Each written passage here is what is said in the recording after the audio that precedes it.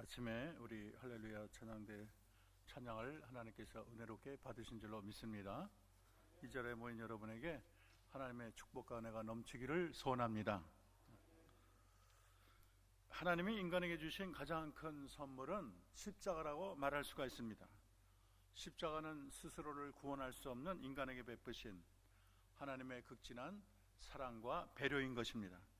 십자가는 하나님이 얼마나 은혜로우신 분이신지, 또 얼마나 하나님이 사랑이 많으신 분이신지를 가장 잘 나타낸 하나님의 표상, 상징이라고 말할 수가 있습니다. 또 우리가 섬기는 하나님은 굉장히 위대한 문학가세요. 그래서 이 놀라운 십자가가 이 땅에 세워지기 전에 벌써 창세기부터 이 구약 곳곳에 십자가를 숨겨 놓으셨습니다. 그래서 우리가 이 사순절 특별 기도 시간에 우리가 구약에 숨겨 놓여 있는 우리 십자가의 표상을 우리가 찾아보기를 원합니다. 이렇게 하나님이 곳곳에 숨겨놓은 십자가 표상을 따라가는 것은 십자가의 의미를 더 풍성하게 해주고, 또 십자가에 나타난 하나님의 사랑과 은혜 속에 깊이 젖어들게 할 것입니다. 이스라엘 백성은 430년간 노예 생활을 했어요. 얼마나 힘들었는지 견디기가 어려웠습니다. 갈수록 이 노역이 그 정도가 자꾸 높아졌어요. 그런데 어느 날 해방이 아무도 생각하지 않은 곳에 꿈같이 찾아왔습니다. 하나님은 모세를 통해서 수많은 역사와 기적을 통해서 그 연약한 백성을 구원해내는 놀라운 이적을 행하셨습니다. 홍해를 갈랐을 때 그 권능 앞에 아마 이스라엘 백성은 흥분했을 거예요. 통쾌함은 이루 말할 수 없고, 뒤를 돌아보니 군대가 다 수장됐어요. 흥분의 도가니에서 만세를 불렀겠지요. 하나님을 찬송하고 춤을 추었을 것입니다. 미리암이 소를 잡고 나오니까 여인들이 따라 나오면서 춤을 추는데, 너희는 여호와를 찬송하라, 그는 높고 영화로우시며 말과 그 탄 자를 바다에 던지셨습니다. 그렇게 말을 하죠.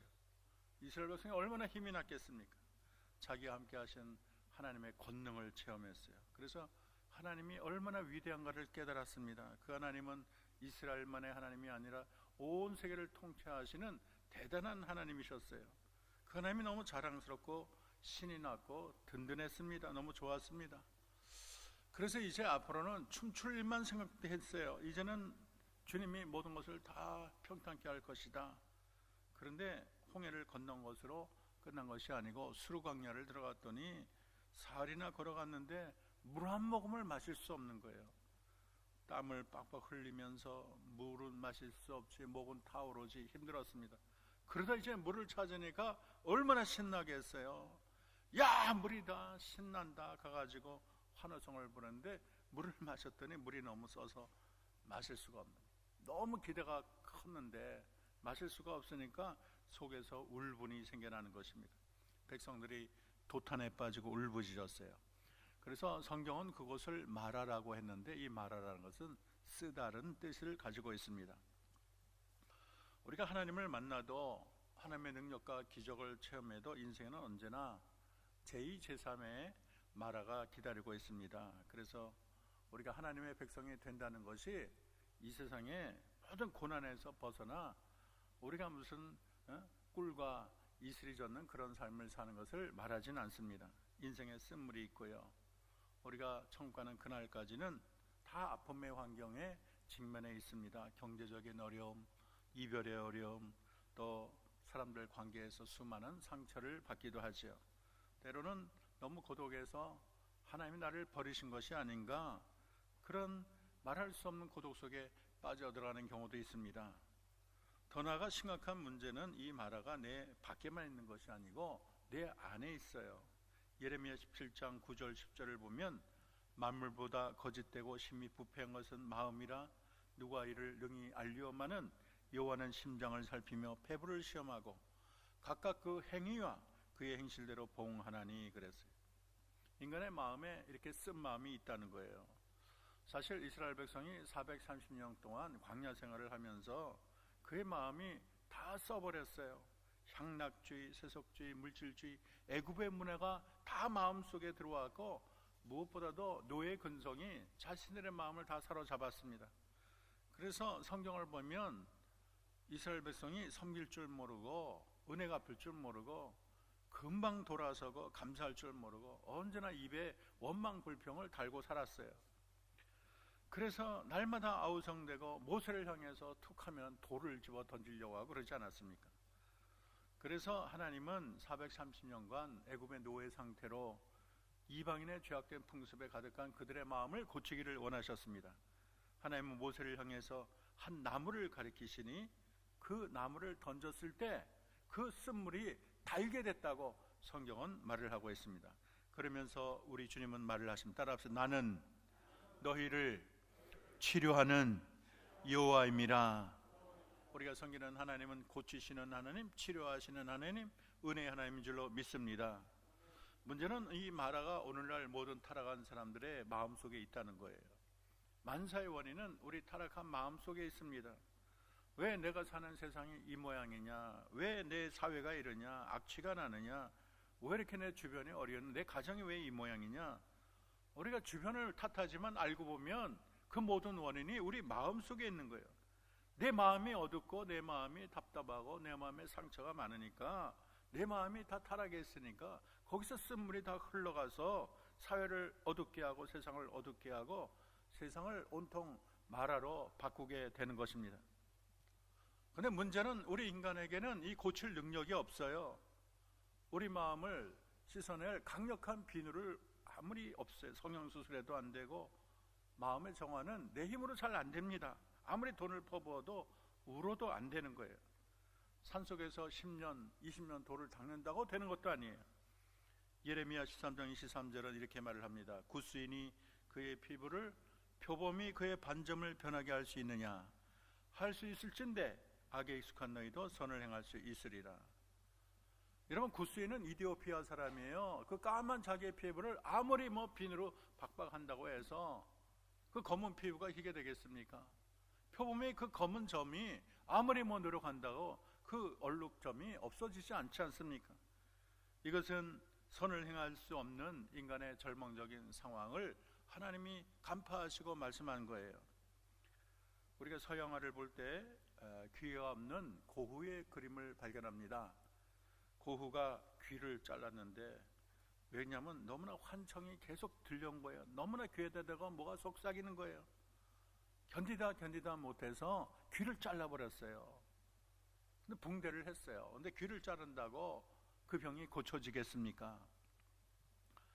그러므로 오늘날 우리에게 이 옛날에 이 마라에게 쓴물을 달게 한 그 나무가 우리에게도 필요한데, 이 나무가 무엇이겠습니까?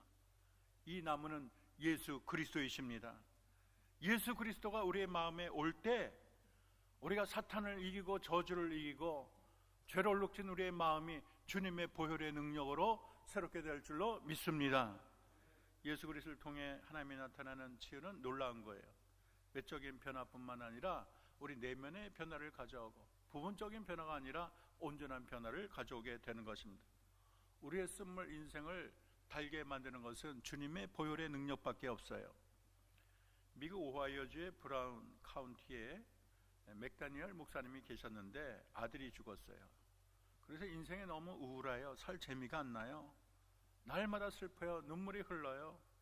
그런데 어느 날 기도 중에 마음속에 넘치는 주님의 위로와 사랑을 체험했습니다. 그래서 이 찬송시를 썼는데, 이것이 마라처럼 변해버린 자기의 마음속에 주님이 들어와 주신 큰 기쁨과 평화를 노래하고 있습니다. 주 예수 내 맘에 들어와 계신 후 변하여 새 사람 되고, 내가 늘 바라던 참빛을 찾음도 주 예수 내 맘에 오심, 주 예수 내 맘에 오심, 주 예수 내 맘에 오심, 내 맘에 기쁨이 넘침은 주 예수 내 맘에 오심. 여러분, 주님이 내 마음에 들어오실 때 우리가 망연된 행실을 끊고 머리털보다도 더 많던 죄가 눈보다 희어질 줄로 믿습니다. 주님이 오면 달라지는 거예요. 더러운 죄가 흰 눈처럼 희게 되고 절망하는 자가 소망을 갖게 되고, 우리 주님이 오시면 주님이 빗자루를 들고 와서 내 마음의 원망이나 슬픔이나 낙심이나 교만, 혈기, 질투, 이 모든 마음속의 쓰레기를 주님이 다 쓸어다가 십자가 소각장에 태워버릴 줄로 믿습니다. 보혈의 행주로 우리 마음을 닦아 주실 거예요. 주님을 만나는 게 가장 중요해요. 고린도서 5장 17절, 그런즉 누구든지 그리스도 안에 있으면 새로운 피조물이라. 이전 것은 지나갔으니 보라 새 것이 되었도다. 저는 여러분, 이 자리에는 여러분이 예수 그리스도를 만나기를 소원합니다. 주님을 만날 때 내 마음의 마라가 고쳐질 줄로 믿습니다.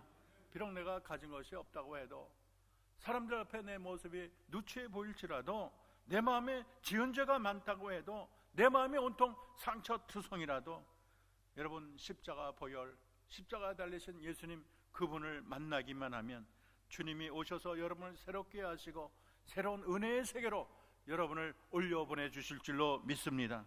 우리의 참 소망은 십자가 달린 예수님 그분에게만 있습니다. 이 시간 우리 기도할 텐데, 첫째는 마라 같은 나의 인생을 주님의 십자가 은혜로 고쳐주옵소서 기도하시고, 내 밖에 마라도 문제지만 문제는 납니다. 제가 교만합니다. 제가 혈기가 많습니다. 제가 세상의 쾌락을 사랑합니다. 나는 이렇게 분을 내는 걸 좋아합니다. 여러분, 내 안에 있는 마라를 하나님께 내놓으시고, 하나님 나를 고쳐주세요. 나를 새롭게 해주세요. 하나님의 사람으로 만들어주세요. 우리 다 같이 통성기도 하겠습니다. 아버지 하나님, 고맙고 감사하십니다.